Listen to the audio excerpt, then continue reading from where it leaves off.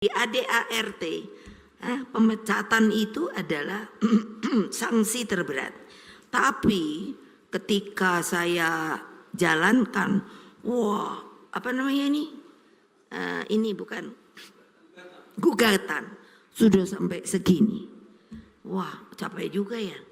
Akhirnya karena saya punya, nah ini orang harus jangan terus, oh Ibu Mega mau semau-maunya sendiri, enggak. Tapi saya karena telah diberi hak prerogatif oleh Kongres.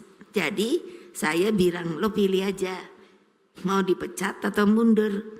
Nah sekarang sudah yang nggak seneng di sini mundur baik, gitu loh.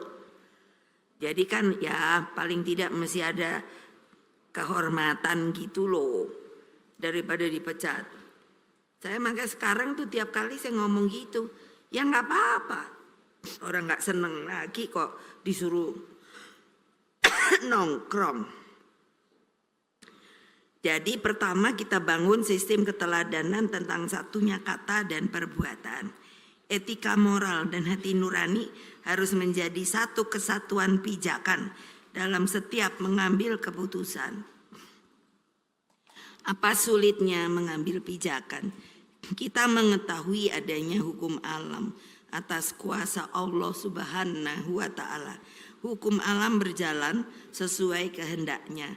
Kita manusia tentu berupaya. Apa hakikat yang kita cari?